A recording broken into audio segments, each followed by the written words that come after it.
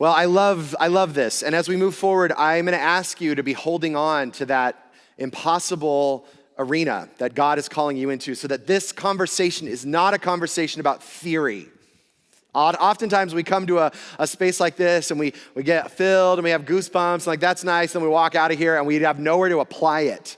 And so as we have this conversation, I want you to take that arena that you're like, man, I don't see a possibility here, but I'm going to trust in faith that there's something new that's going to happen in this arena, not because of me, but because of what God has already declared or said over this area. In fact, I love the framework that Hebrews 11 sets up for us in this conversation. It says, now faith is confident in what we hope for and assurance about what we do not see. This is what the ancients were commended for. By faith, we understand that the universe was formed at God's command, so that what is seen was not made out of what was visible. See, Hebrews 11 invites us first into this new framework of how we view life and how we view ourselves and how we view one another, that what we cannot see is actually more real than what we can touch and feel and engage in the world around us. That we are always materializing the visible world from the invisible reality that lives inside of us, but that already has been declared or lives around us. And we do this all the time. This is not something that is like woo-woo, I promise you. See, we do this. You worry, and then you withdraw yourself, and then you miss out on all the opportunities that are out there. Yes? That's materializing the invisible in this. We love, we open our hearts, and relationships expand around us. We find ourselves dreaming, we create, and then opportunities are open to us. This is not something foreign to us. This is something that happens. But what this is an opportunity to put our faith into something new. See, because what we put our faith in determines the future that is available for you to create. It determines the future that's available for you to craft. And here's the thing, when we don't recognize this, we are stuck shuffling what we can see. That's oftentimes where we go.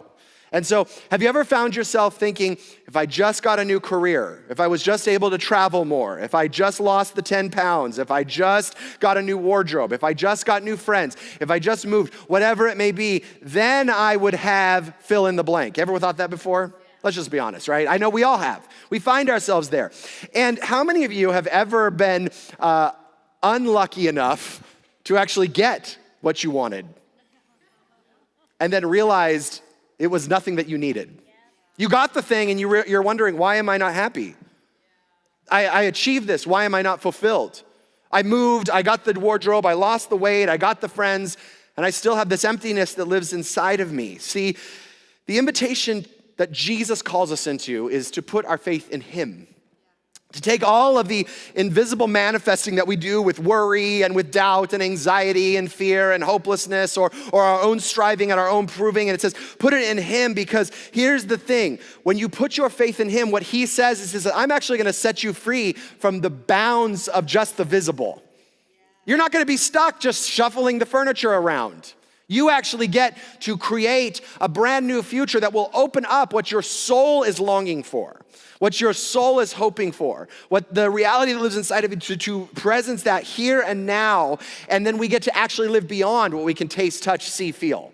It moves us into a whole new dimension with this. It actually gives us eyes to see the unseen so that we can navigate through this life with influence and accuracy. And we can live with a sense of peace about where we're at. And so we're going to start today on the stories of these individuals, these heroes of the faith in Hebrews chapter 11.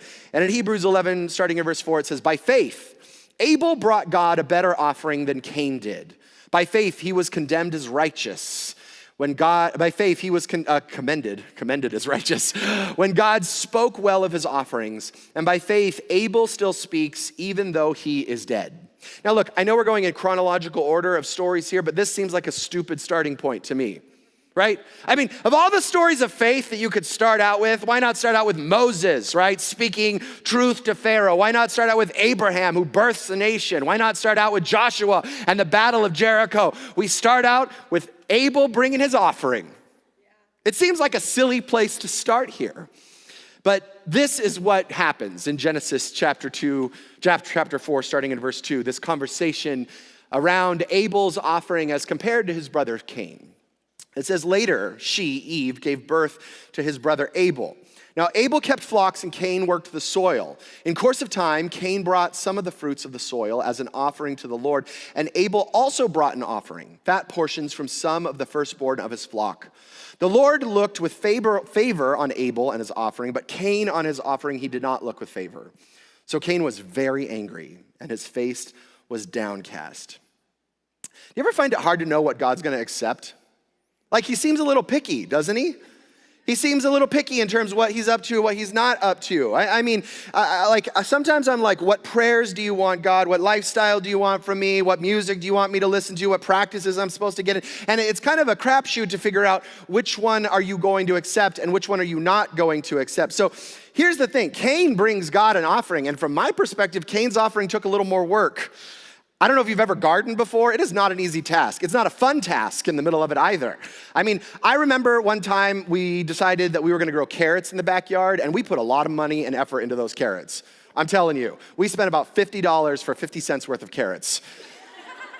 And we tended to them, and we grew them, and we fertilized them, and we plucked them out, we weeded, and all the things. And by the end of the season, we pulled them out, and I'm like, well, I'm gonna show off my carrots. And they weren't even baby carrots. These were like fetus carrots, right? I'm like, what happened here? But Cain does all the hard work of gardening and brings his offering to the Lord. Abel just slaughters a goat. Here's some fat portions, right? What is the difference between these two? See, I find that Cain had a harder time with this and Abel had an easier time with the offering. So what makes the difference? Have you ever noticed it's possible for two people to do the exact same thing, but to do it for radically different reasons, and it becomes radically different from one another? See, I can serve someone with the intention of compassion, and I can support someone with the intention of care, and we call that service. I can also care for someone and support someone out of what I'm going to get from it and what it's going to bring to me and the capital that I know I can cash in on later, and we call that manipulation.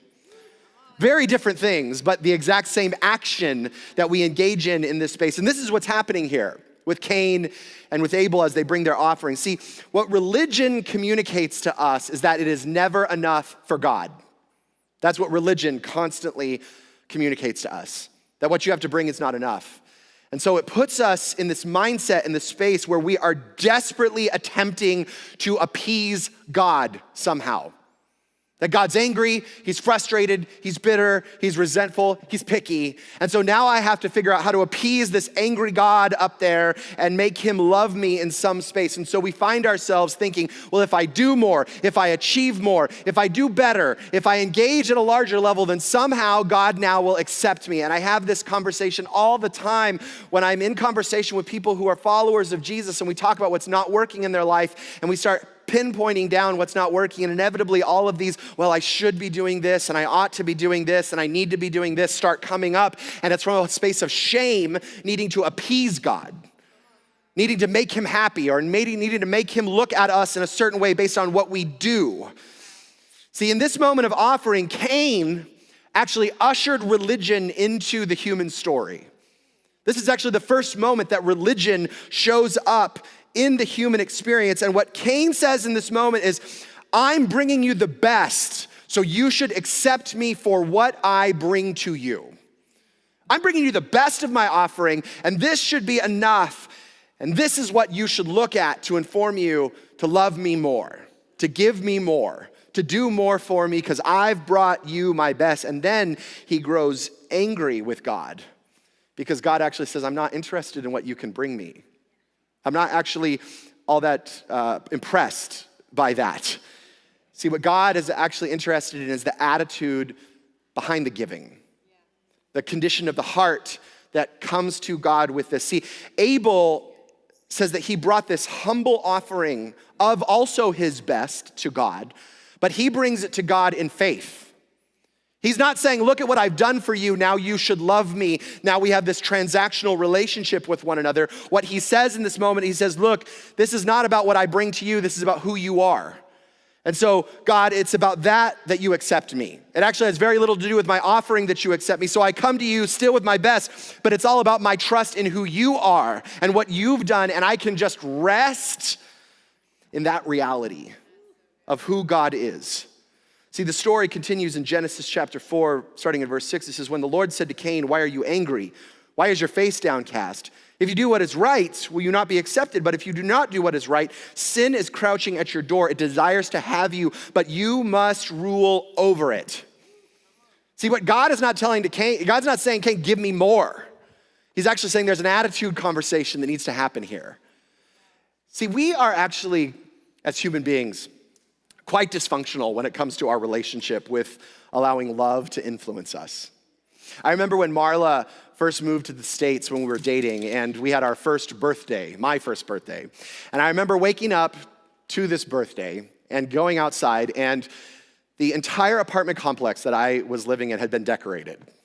I mean, I'm telling you, there were like streamers going down the trees. There were chalk art going all the way down the walkways to my car. There were balloons lining the pathway that I would go. And I was instantly like, this is ridiculous, right?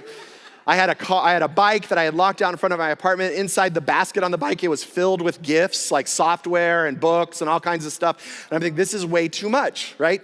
And then I find out that she has planned a party that evening, and it was like a full catered party, like dinner. And remember back in the day when cupcakes were a thing and we paid $6 for a cupcake? Remember when we were crazy? And she had catered like from the favorite cupcake place, having like 30, 40 cupcakes from the $6 cupcake place. And then we have the party and everyone's lavishing gifts on me. And then Marla brings me this gift that she gave me, and I'm thinking, okay, another gift on top of all the other gifts. And I open it up, and it was an iPad. And this is back in the day when no one had iPads, like you were wealthy and famous and rich if you had an iPad, right? And I remember opening up this iPad after having the catered dinner with the cupcakes and all the decorations and the gifts that were already lavished on me in the beginning, and I had this moment of horror. Because in my head, I thought to myself, there's no way that I can pay her back for this. I thought, I can't do this, I don't have enough money to do this for her. There's no way to make up for this. I could not do for her what she had done for me, that she was pouring out too much on me, that she had given me too much in that moment. And I actually thought to myself, well, will she still love me if I cannot impress her with what I can give her? Will she still accept me if I can't give back in equal amount or equal quantity what she has provided for me in this moment? And see, here's the thing. We often start viewing love as a transactional experience between two people, and then we use it as a tool to extort influence with other people. So if I love you in a certain way, if I give you something, then I can later on come back and get what I need from you. Or if I create an environment where I provide for you, you better provide for me. Or if I do this for you, then of course you're going to do this for me, right? And we find ourselves in a transactional relationship with one another, and then we find ourselves doing that same thing back to God and assume that that's what he's doing back to us. That his love actually has all kinds of conditions and stipulations and transactions required with it. And we think that if I do enough, if I earn enough, if I'm good enough, if I'm better, then I will finally have the influence I long for, and God will finally accept me, and I'll finally have the future, and it's all in my control. And I can have it all at the same time. See, the problem is this, is that God is just not that interested in your performance. He's actually not all that impressed by your performance. And I know for many of you in the room, that is very bad news. I know it is for me often, that it's very bad news because it's easier to perform our way through relationships, isn't it? It's easier to just find ourselves saying, well, if I do this, you should do this, and it should be like a math equation. If I engage this way, you should respond back this way, and then we should have this type of relationship. If I do 10 good things for you, you should at least do 10 good things for me, and then we call that even in the middle of this. See, but what God's actually interested in is us coming to him in faith because of who he is. That his love without condition is enough for us, period. That he's not interested in having us perform, achieve, do better, be better, look better in the middle of all of this. And that moves us towards intimacy with him. And the one thing that is needed for intimacy is trust. See, trust moved towards God is what we call faith. That when we exhort trust towards God, we call this thing called faith in Hebrews chapter 11. See, what God is interested in doing is just influencing our life through love. That love would be the capital in which he influences us, which involves both intimacy with him and trust in him. And he invites us to respond in faith the same way him. See, the faith is that it's not my performance. It's just resting in who he is. And when we live in that reality and express back to him the same level of trust and intimacy that he is calling us into, we call that worship. When we live a life informed by trust and intimacy connected with him, and our lives become an offering with him. Here's the rub where this becomes problematic, is that there's nothing to do in worship. Have you noticed that? That there's no how can I get God's attention? Or how can I get him to do more for me? Or how can I get him to bless me in a bigger way? There's just resting in it. I don't know about you, but for so many of us, that is such a hard reality to live in. We don't like that, do we? We don't like the reality that all God asks us to do is just rest in faith of who he is and that his love is sufficient for us. See, we get frustrated with this, but let's be honest, how many of us are tired of the proving? How many of us are just tired of the striving to have whatever it is that we're pursuing so that we can finally be good enough, or that we can finally have the significance, or that we can finally have the life that we long for? See, Abel just existed in God's love by faith, and from that space brings him the best. But Cain attempted to buy God's love in this moment. By the way, this is why our Sunday morning experiences are so critical. I know there's a common conversation around is Sunday morning necessary anymore? Is it worth it? Should it be done away with? Is just an irrelevant conversation? But here's what I find, is that if you can't do that here, you're certainly not gonna be able to do that elsewhere. If you can't just come into a space like this and just take a deep breath and rest in God's love, I guarantee you're not gonna be able to do this at home. I guarantee you're not gonna be able to do it at work. I guarantee you will not be able to do it at school. You won't be able to do it in your community with your friends. And this is actually, by the way, one of the reasons why we've changed up the format just a bit here over the last few months. Because here's the thing, sitting for 90 minutes and staring at someone's head in front of you does not require intimacy or trust. And isn't it crazy that we think we can come into a space where God's like, what I long for you and what I long for other people is intimacy with you and trust from you, and I long for you to have that one another. And we come into a format where we stare at the back of someone's head and we assume that that's going to be worship. We assume that that's going to be intimate. We assume that that's going to be trust with one another. And I know for some of us, we resist that. We don't want to talk to someone. We just want to sit and stare at the back of someone's head. We don't want to engage. I don't want my life messed with. I want to come and just listen and walk away. And what God is saying is, look, I'm actually interested in influencing you in a way that will blow your mind. But it requires you getting out of this transactional space of control and needing to have it a certain way. This is a space where we fully rest in God's love together and one another. See, one of the signs that you're resting in God's love is that you're secure enough to have a conversation with another person about what's going on at a heart level.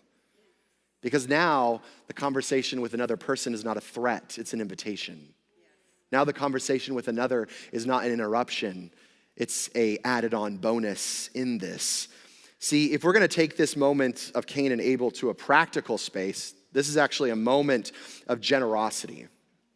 See, even our giving is an expression of resting in God and trusting in intimacy that he has enough. You know what's crazy is that in these moments of giving, this is what we do. This is what I love about giving, and this is why it's such a high value in here, is we take something that's tangible like money, right? I take this piece of paper that exists in my wallet, in my pocket, and when I live in a space of generosity and I give it back to what God's up to, this physical reality actually gets translated into an invisible future. That I actually take something as insignificant as financial resources and then I translate it into a future for someone else. That I can tell you story after story after story of life transformation that happened because someone decided that they were going to take something material and translate it to the invisible and create a communal space where people's lives are forever transformed. And it's a moment when we give that we ask God this: do I have the faith that, one, God has already provided? See, I know, look, it would be very easy for me to come in here and say, if you give, God's going to give you a Mercedes. It would actually be much more sexy if we did that, right? And it would be way more enticing to say, give and you're gonna get a raise. We're gonna just believe for those promotions this year. But you know what's less enticing, but actually more true, is the miracle happens when we recognize that we've already been provided for and that we have more than enough. And then as we give, it's an expression of trust, saying, God, I trust that you will continue to provide. I trust that you will continue to step in that. And we ask ourselves, can I rest in that without worry? Am I willing to enter a relationship with God and my resources that recognizes him as the source that I can trust and just rest in that? See, many of us would rather tip God and spend more money each month in our budget on coffee and streaming services to prove that our life is significant, rather than just resting in the fact that we have already been made significant because of the cross.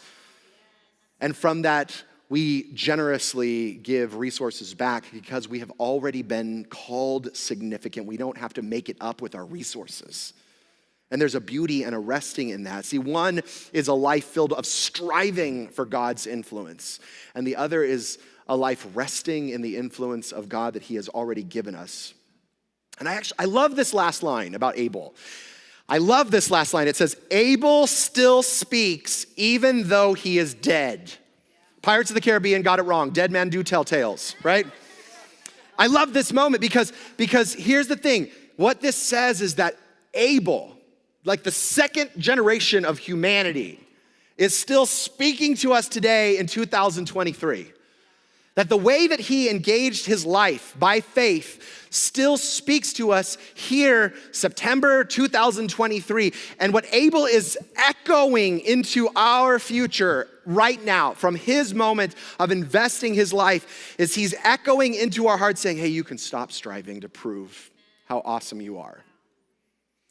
You can let go of all that energy trying to figure out how to live a significant life by what you do. And you don't have to spend another drop of energy attempting to appease God. That you can just release that.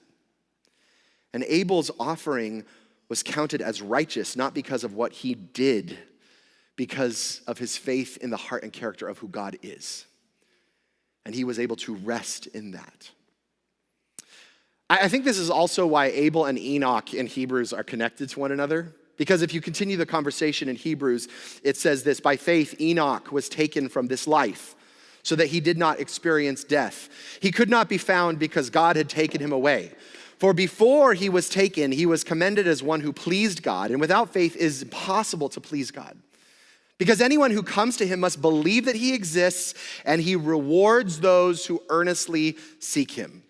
See, have you ever had like a conversation with someone about how you want to die? I know that's a little morbid, but I think about that sometimes. And there's like levels of like horrifying deaths, right? Like most people are like, I don't want to drown and I don't want to be burned in a fire, right?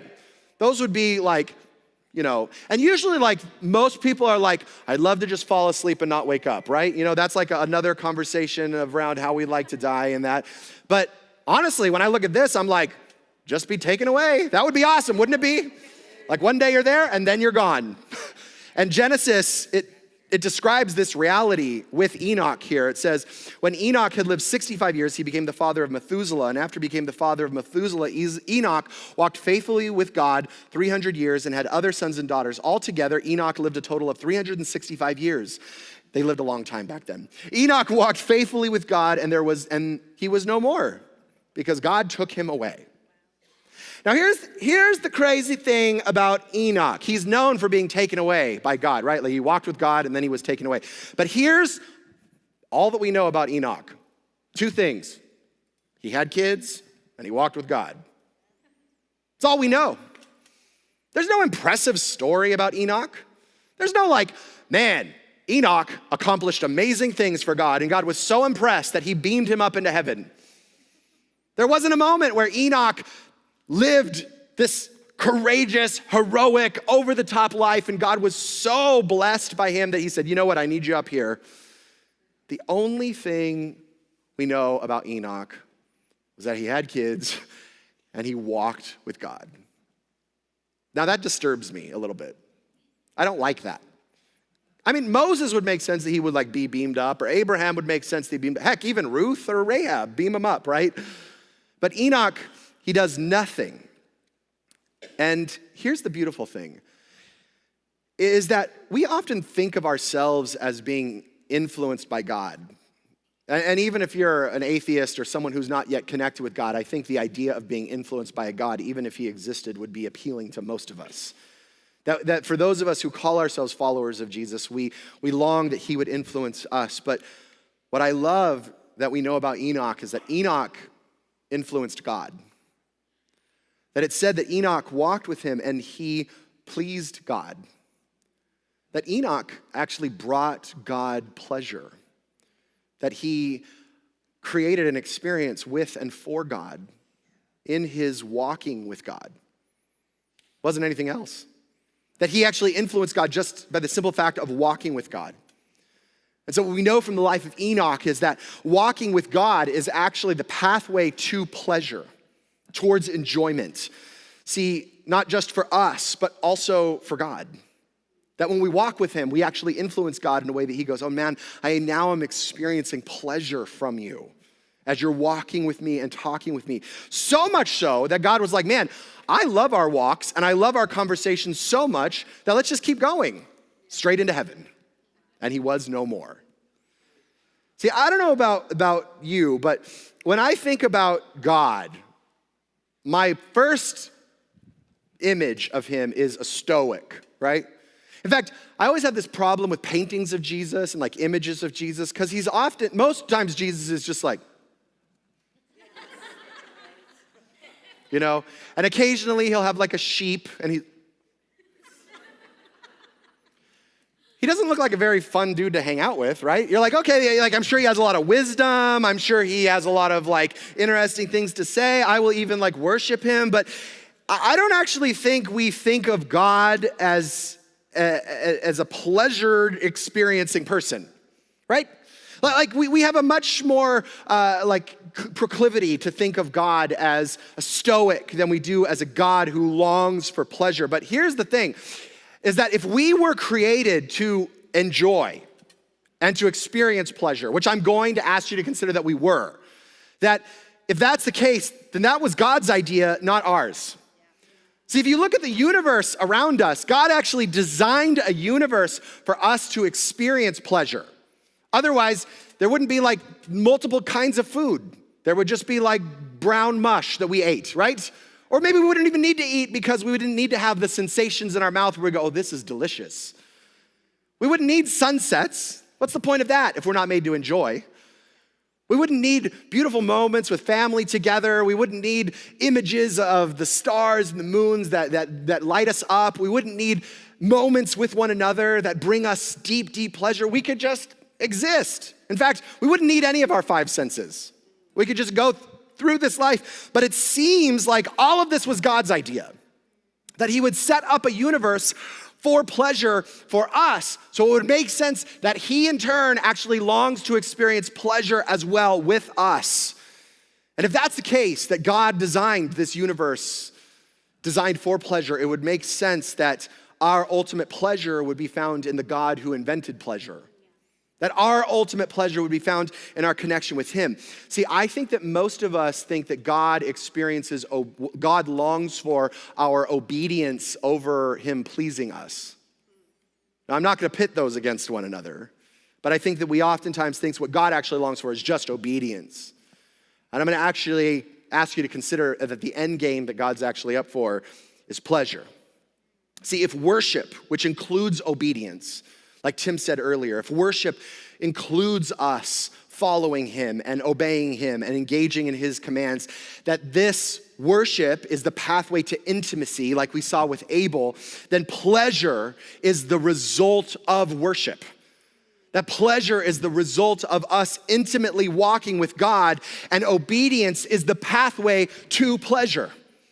That as we obey God, as we walk with him, as we follow him, not only do we experience pleasure, but we influence God so that he experiences pleasure from us as well. See, some of you in this room, because I've had conversations with you, you may be thinking, I'm pursuing pleasure too much and I need to tone it down a bit. Like there's all kinds of areas of my life that are dysfunctional, and what I actually need is to tone down a pleasure a bit. See, the problem is not that you've been pursuing too much pleasure. The problem is that you've been pursuing cheap pleasure.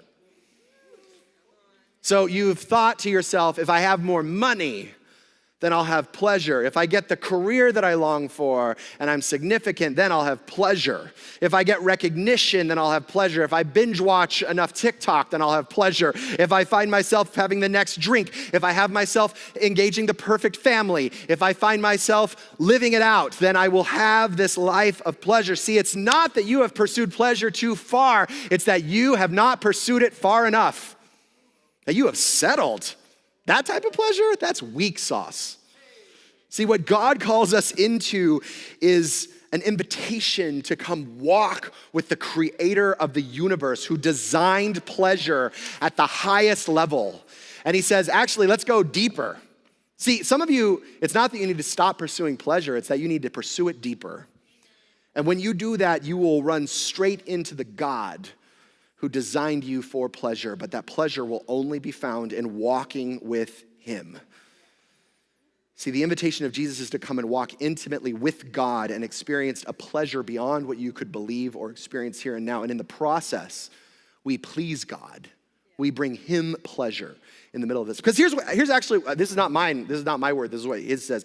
It says that the end game of faith is the pleasure of God. See, because it says, there's 2 points to this faith equation. If there was an equation, this is what it says. It says, believe that God exists. That's 1, right? Straight from Hebrews here. And 2, he rewards those that earnestly seek him. That seems like the equation there. That we believe God exists, and as we pursue him, he rewards us. But here's the thing. We have to seek him, not the reward. Ever found that? It's really hard to do, right? It's really hard to separate the two of them at times.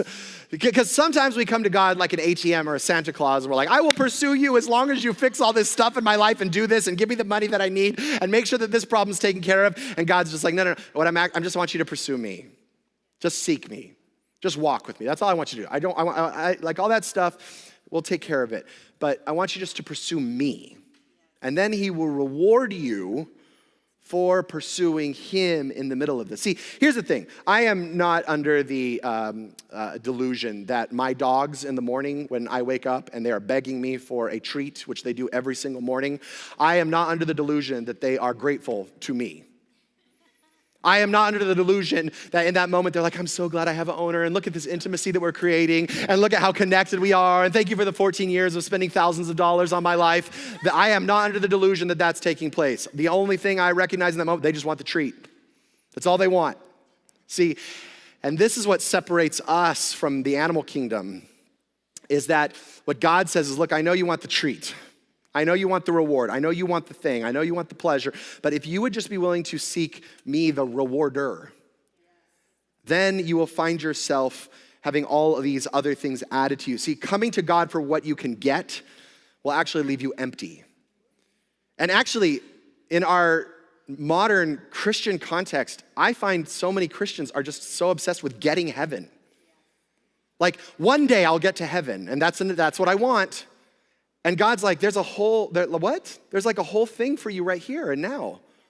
Like there's a whole purpose for you. There's a whole like ministry for your life. There's a whole engagement that I long for you here and now. Look, if you're here and you're just like, I'm waiting for heaven, that's the equivalent of a dog saying, I want the treat.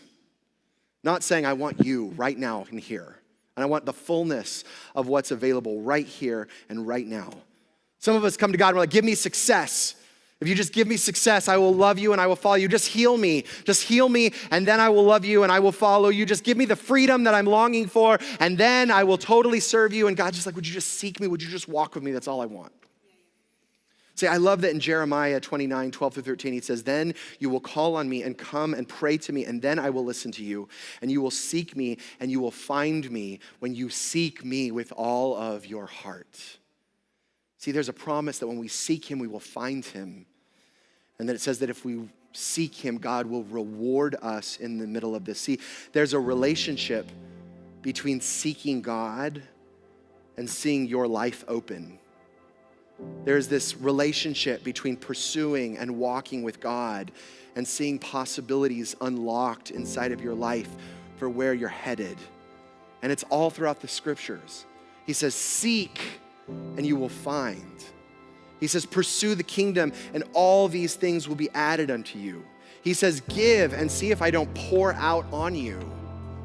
See, he's interested in you seeking and pursuing him, and then all the things that you're worried about, that you're concerned about, he's like, I will take care of all of those. But there is this connection between living with the creator of the universe and walking with him and everything else being unlocked, and that's it. See, when God becomes the desire of your soul, when the creator of the universe becomes the desire of your soul, something shifts within you. And it unlocks the possibilities for life. See, God loves you, period. That's the end of the story. And you cannot cause God to do more for you, but you can cause God to do less. And it has to do with your willingness to walk alongside of him. See, if you're going to be an influencer in this life, that arena that you came in today with, that you were like, this is the impossible arena, that I don't know if God can show up, but I'm gonna trust him for this. I'm gonna believe him for this. I'm gonna step in faith that he's gonna move in this area. If you're like one of those people that you're like, I wanna make my life count. I want my life to have a mark on here. I want to own my impact here and now. Then like Abel and Enoch, it starts with recognizing that it doesn't start with anything that you do. It starts with an overflow that comes with walking with God. Simply existing with him. And from that, I guarantee you, everything else will be added unto you. You will not have to worry about it. You just need to keep on walking and to keep offering your faith to the God who longs to expand your life, and the God who longs to give you your influence, and the God who longs for you to experience deep pleasure. See, let me just tell you this, and I can tell you this from experience and hundreds of conversations that I have with people on a regular basis, that the people around us, our community, the people that we do work with, that we live with, the people that we live next to, people are exhausted from trying to prove their worth. People are burned out and drained and anxious and depressed because their energy goes into proving that they are lovable and worthy and valuable and significant. And people are dying to find a way out, to find something new. And it doesn't work. So now, on top of all of the exhaustion from striving and proving, we have this identity crisis in our culture of people not knowing who they are because they've strived and they've given and they've exhausted themselves and they've depleted themselves and it hasn't worked. And so now they're asking the question, who am I? If it doesn't work, who am I? See, here's the beautiful thing. Like Abel, your life will speak so loudly to a world that is striving and lost when you can say, hey, it is just about walking with God and resting with him and nothing else. You can stop striving. You can stop trying to prove.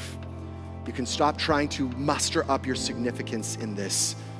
No striving, no proving, no catching up, because you are at rest, worshiping the God of the universe who loves you.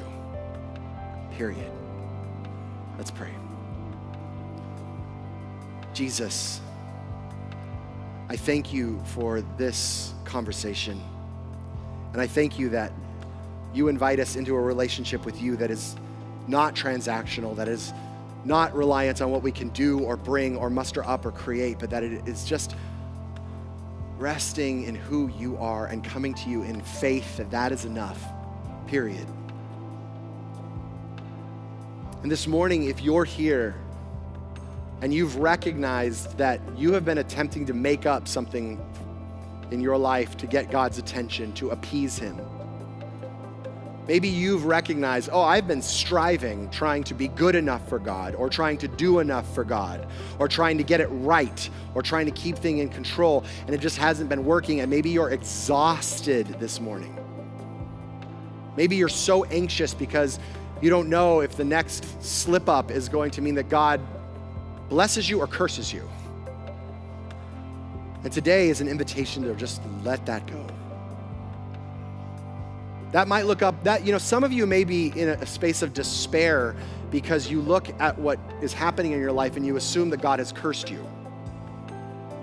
Maybe you're looking out and going, man, God isn't who he says he is. I clearly have pissed him off or whatever it may be. And now my life's a mess. Look, that's just the flip side of this same conversation. That somehow you could do something or not do something to cause God to curse you in this life. And either way, God is just longing for you to come back to him and just saying, would you just rest? Would you stop striving? Would you stop proving? If that's you and you're like, man, I recognize the exhaustion around that, would you just put your hand up and just no eyes looking around? Yeah, all over the room. People just like, yeah, I get it. So I want to pray for you. And in this moment, I'm just going to ask you to release whatever is there. Release it into him, that he's covered it. Jesus, I thank you that the cross is enough.